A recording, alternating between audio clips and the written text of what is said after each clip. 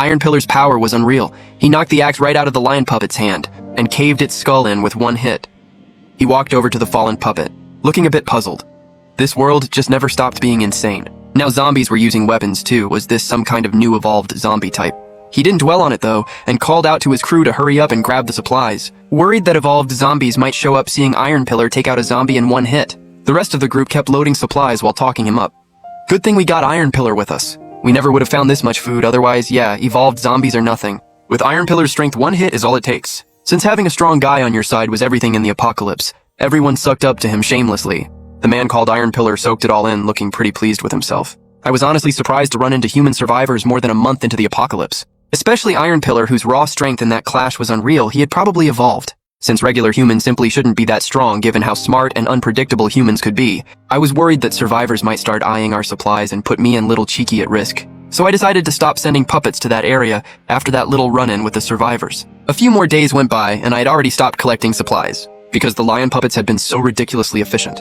Every room in Building 5 was already stacked to the brim with all kinds of supplies. Meanwhile, Ruoxu had been spending this time using her telekinesis to practice crawling on the bedroom bed, and as her control over her body kept improving. She crawled faster and faster until she finally learned to walk with the help of her telekinesis. Right at that moment, I pushed the door open and walked in to see this on the bed. My jaw completely dropped. The little one was only a few months old. How was she already walking upright? I was shocked at first, then absolutely thrilled. I had always planned to get Ruoxu used to life in the apocalypse, but I never expected her to learn to walk this early.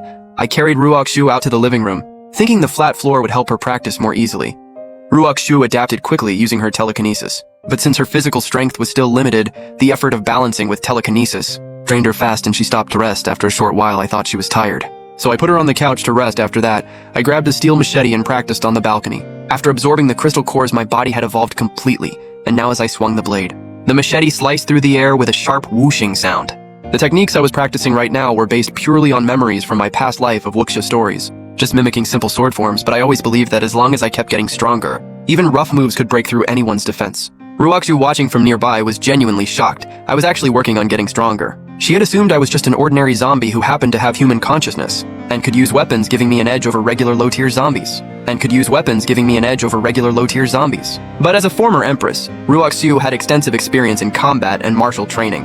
In her view, the swordsmanship I was practicing was frankly terrible. Any opponent with decent combat ability could probably take out her zombie dad in an instant, but when I noticed Ruoxu staring at me, I mistakenly thought she was fascinated by my swordsmanship and felt pretty proud of myself, and started swinging even harder over the next few days. I let Little Cheeky move freely around the 6th floor living room since I trained there often. The 6th floor was more open and bright, much better than the 7th floor bedroom with its boarded-up windows. I practiced knife skills and hand-to-hand combat on the balcony, while Ruoxu practiced walking upright in the living room, secretly training her telekinesis at the same time with me keeping her company. The little one walked a little steadier every single day. She was an absolute prodigy, but Ruoxu's sense of urgency kept growing stronger after the blood moon. Zombies and mutant beasts were evolving at a crazy rate, and zombies like me would eventually run out of room to survive. She needed to grow stronger fast. At the very least, she couldn't be dead weight in this apocalypse. Just as we were both working on leveling up, a furious roar suddenly came from outside. My mind snapped to attention. I immediately switched to a puppet's perspective. 2 evolved, blood-mutated zombies were going at it violently in the community garden. One was a tank-type zombie, nearly 2.5 meters tall, swinging its fists with devastating force, each punch cratering the ground on impact. The other was the licker I had encountered before, crouched on all fours, moving with blinding speed, its claws like curved blades.